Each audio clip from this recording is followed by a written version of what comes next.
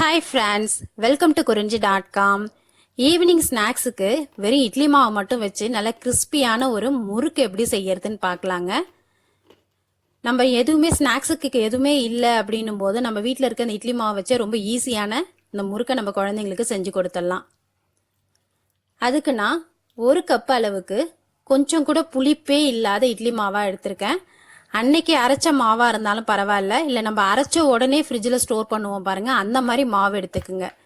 வெளியே வச்சு புளிக்க வச்ச மாவு எடுத்தீங்கன்னா உங்களோட முறுக்கு வந்து புளிக்கும். கொஞ்சம் கூட புளிப்பே இருக்கக்கூடாது, அந்த மாதிரி மாவா எடுத்துக்குங்க. 1 கப்பு மாவு எடுத்திருக்கேன். அதுக்கு 1/2 ஸ்பூன் அளவுக்கு கருப்பெள்ளு சேர்த்துருக்கேன். அதில் 1/2 ஸ்பூன் ஓமம். காரத்துக்கு இன்னைக்கு நான் மிளகாய் தூள் சேர்த்துருக்கேன்.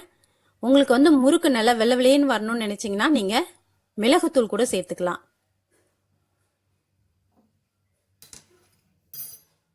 இதில் வெந்தயம்லாம் சேர்த்துருக்கமே முறுக்கு கசக்குமா அப்படிலாம் நினைக்காதீங்க, ஒன்றுமே இருக்காது, நல்லா இருக்கும் டேஸ்ட். நம்ம ஏற்கனவே வந்து இட்லி மாவில் குலோப் ஜாம்லாம் செஞ்சுருக்கோம், முறுக்கும் நல்லா இருக்கும். இப்போ நான் 1 கப் அளவுக்கு இட்லி மாவு எடுத்தேன். அதே கப்பால் நல்லா வந்து மிக்சியில் பவுடர் பண்ண பொட்டுக்கடலை மாவு எடுத்துப்போம். நம்ம பொட்டுக்கடலை மாவு சேர்த்து செய்யும் போது தான் நம்மளோட முறுக்கு வந்து நல்லா மொறுமொறுன்னு இருக்கும். இப்போ இந்த ஸ்டேஜில் உங்களுக்கு தேவைன்னா 1 ஸ்பூன் அளவுக்கு வெண்ணெயும் சேர்த்துக்கலாம். நீங்கள் இது வெண்ணெயே சேர்க்காட்டி செஞ்சாலுமே ரொம்ப நல்லா இருக்குங்க. சேர்த்து நம்ம முறுக்கு மாவு பதத்துக்கு இதை நல்லா பிசைஞ்சு எடுத்துக்கலாம். நம்ம ஈவினிங் ஸ்நாக்ஸுக்கு வீட்டில் ஒன்றுமே இல்லை, வெறும் இட்லி மாவு, இன்னைக்கு அரைச்ச இட்லி மாவு தான் இருக்குதுன்னா குழந்தைங்களுக்கு சட்டுன்னு இந்த முறுக்கு செஞ்சு கொடுத்துடலாங்க. நம்ம வெளியே போய் எந்த பொருளும் வாங்க வேணாம், நம்ம வீட்டில் இருக்கிற பொருள் வச்சு ரொம்ப ஈஸியான ஈவினிங் ஸ்நாக்ஸ் இது. நம்ம அந்த முறுக்கு உரல்ல போடுற மாதிரி திட்டமாக உருட்டி எடுத்துக்கலாம். இப்போ நம்ம சேர்த்துருக்க அந்த 1 கப்பு இட்லி மாவில் நமக்கு ஒரு 15லேருந்து 20 முறுக்கு சின்ன சின்ன முறுக்காக கிடைக்கும். அதுவே நம்ம ஈவினிங் ஸ்நாக்ஸுக்கு போதுமானதுங்க. நான் வந்து இன்றைக்கி இந்த மாதிரி ஸ்டார் கண்ணு உள்ள முறுக்கு வச்சு எடுத்திருக்கேன். இப்போ அதை வந்து இந்த முறுக்கு உரலில் போட்டுட்டு கொஞ்சமாக எண்ணெயை தடவிக்கலாம். நீங்கள் வந்து அந்த 3 கண்ணு இருக்குங்க பாருங்கள், ரவுண்ட் ரவுண்டாக இருக்குமே முழுக்கு மாவு, அந்த மாதிரி கண்ணில் கூட செய்யலாம். அது சீக்கிரம் வந்துடும். இது கொஞ்சம் வேகிறதுக்கு டைம் எடுக்கும். ஆனால் இது நம்ம பார்க்குறதுக்கு கடைகளில் கிடைக்கிற மாதிரி, பொட்டிக்கடையில் கிடைக்கிற மாதிரி இருக்குன்றதுனால நான் இந்த ஸ்டார் கண்ணு போட்டிருக்கேன். நம்ம முறுக்கும் இன்னைக்கு ரொம்ப பெருசாக சுடணும்னு அவசியம் இல்லைங்க. சின்ன சின்னதாக குழந்தைங்க பார்த்த உடனே பிடிக்கிற மாதிரி சின்ன சின்னதாக சுட்டு கொடுங்க.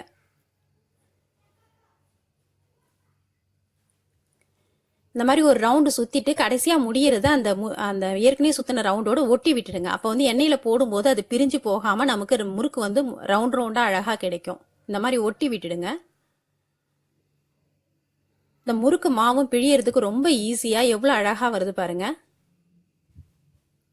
நீங்கள் இட்லி மாவு மட்டும் கொஞ்சம் கூட புளிச்சிருக்க கூடாதுங்க. நல்லா புளிக்காத மாவாக எடுத்துட்டிங்கன்னா இந்த முறுக்கு நீங்கள் இட்லி மாவில் தான் செஞ்சீங்கன்னு யாருமே நம்ப மாட்டாங்க. அந்த அளவுக்கு நல்லா மொறுமொறுப்பாகவும் டேஸ்டாகவும் இருக்கும் அது.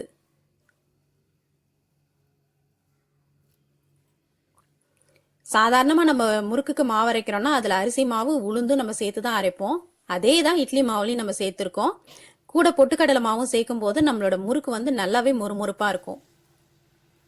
இப்போ இந்த மாதிரி நான் எல்லாத்தையும் பிளாஸ்டிக் ஷீட்டில் பிழிஞ்சிட்டு ஒன்று ஒன்றா எடுத்து நம்ம எண்ணெயில் போட்டுடலாம்.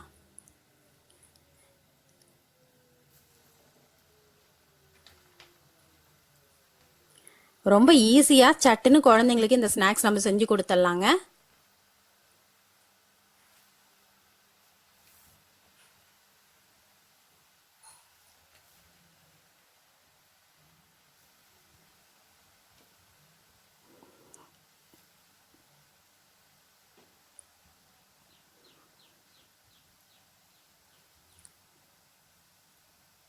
இப்போ அதை நல்லா வந்து ஒரு பக்கம் வெந்ததுக்கு அப்புறமா நம்ம திருப்பி போட்டுடலாம். இட்லி மாவு திரும்ப சொல்கிறேங்க, இட்லி மாவு கொஞ்சம் கூட புளிப்பு இருக்கக்கூடாது. நம்ம புளிக்காத இட்லி மாவில் இந்த முறுக்கு செய்யும் போது தான் நம்மளோட முறுக்கு நல்லாயிருக்கும். இல்லைனா மாவு வந்து புளிச்சிடுச்சுன்னா நமக்கு முறுக்கு சாப்பிட்றதுக்கு அந்தளவுக்கு டேஸ்ட்டாக இருக்காது. அரைச்ச அன்னைக்கு அந்த மாவில் செய்யலாம், இல்லை அரைச்சி நம்ம உடனே ஃப்ரிட்ஜில் ஸ்டோர் பண்ணுறோம் பாருங்கள், புளிக்காமல் அந்த மாவுலையும் நம்ம இந்த முறுக்கு செய்யலாம். புளிக்க வச்ச மாவில் இதை செய்யாதீங்க.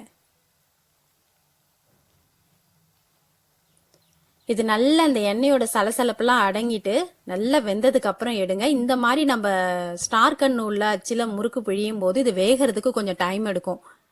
நீங்கள் நல்லா வேகாமல் எடுத்துட்டீங்கன்னா நமக்கு அந்த மொறுமொறுப்பு கிடைக்காது. மேலே நல்லா மொறுமொறுப்பாக இருக்கிற மாதிரி இருக்கும், உள்ளே வந்து வேகாத மாதிரி இருக்கும். அதனால் நல்லா வேக விட்டு இந்த எண்ணெயோட சலசலப்பு அடங்கினதுக்கு அப்புறமா எடுங்க.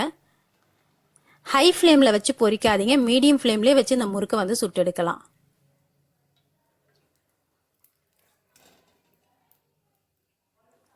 இப்போ நல்லா வந்து வெந்து நமக்கு கலர் மாதிரி நல்லா கிறிஸ்பியான முறுக்கு ரெடிங்க.